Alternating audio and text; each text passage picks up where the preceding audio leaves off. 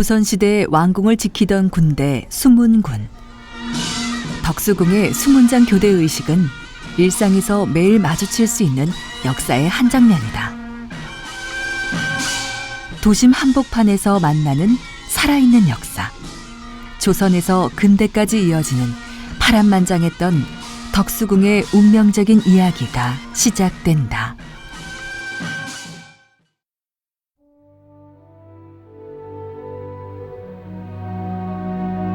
덕수궁의 역사는 418년 전으로 거슬러 올라간다.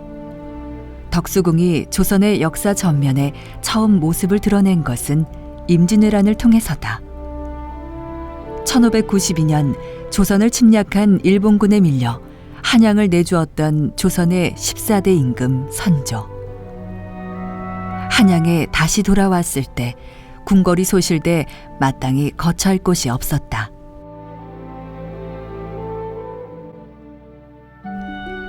결국 성종의 형 월산대군의 개인 저택을 임시 궁궐로 사용하게 됐고, 이후 옛 임금님이 거처했던 집이란 뜻으로 서거당이란 당호를 붙였다.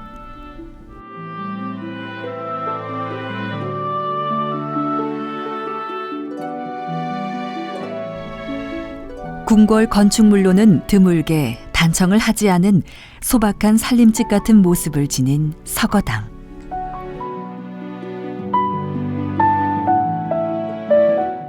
이는 임진왜란이라는 조선의 어려운 상황을 잊지 않기 위해 선조가 단청을 하지 말라고 했기 때문이다.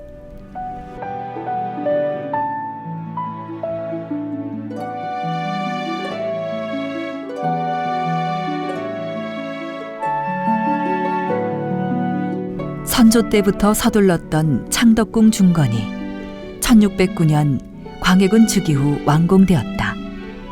이후 광해군이 창덕궁으로 옮기면서 정릉동 행궁은 정궁으로서의 기능을 상실한다. 하지만 같은 해 정릉동 행궁은 비로소 자신의 이름을 갖게 된다.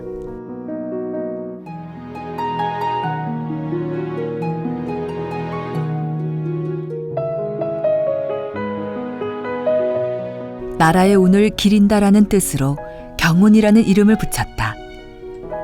임시 행궁처였던 월산대군의 집을 경운궁이라 명명한 것이다.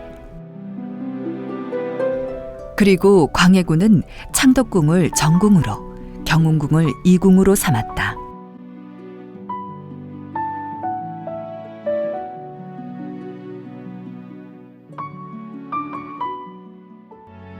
(1623년) 인조 반정으로 광해군을 폐위시킨 인조는 즉위식을 경운궁에서 거행했는데, 왕의 즉위가 이루어졌다는 의미를 담고 있는 즉조당이란 명칭은 이때부터 사용되었다.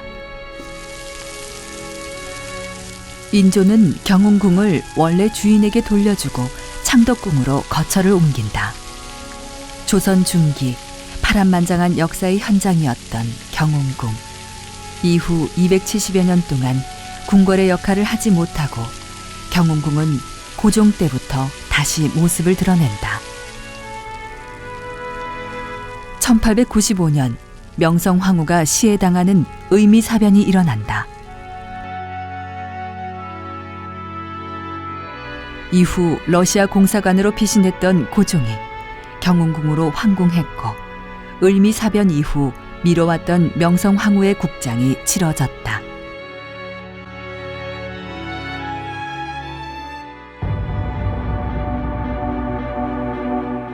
경복궁에 모셨던 명성황후의 혼전도 경운궁 내에 있는 경효전으로 옮겨왔다. 근대의 시작을 알리는 격동의 역사에 경운궁이 다시 등장하게 된 것이다.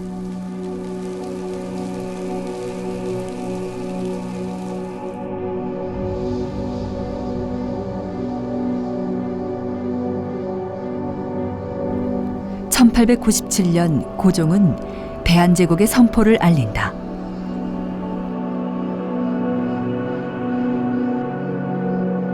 황구단은 황제가 하늘에 제사를 올리는 제단으로, 고종이 황제 즉위식과 제사를 지낼 수 있도록 단을 만들어 조성한 단지다. 황구단은 대한제국의 상징이었다.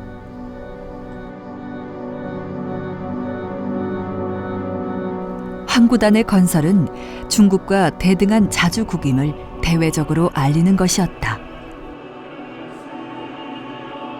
하지만 러일 전쟁에서 승리한 일본은 점점 조선을 압박하게 되고 결국 만국평화회의에 밀사를 파견했다는 이유로 고종을 강제로 폐위시킨다.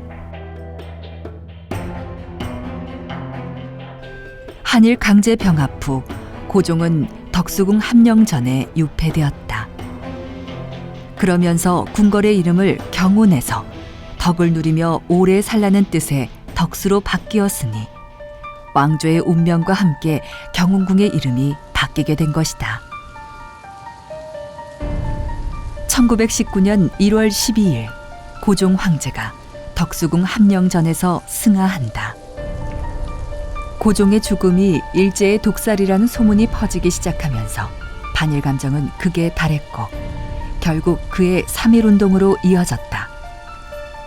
고종의 죽음은 한 역사의 종말이자 새로운 역사의 출발점이 되었다. 조선과 대한제국의 운명을 묵묵히 지켜본 궁궐. 덕수궁은 국난을 극복하고 나라의 기틀을 새롭게 다지는 역사적인 현장으로 기억되어야 할 것이다.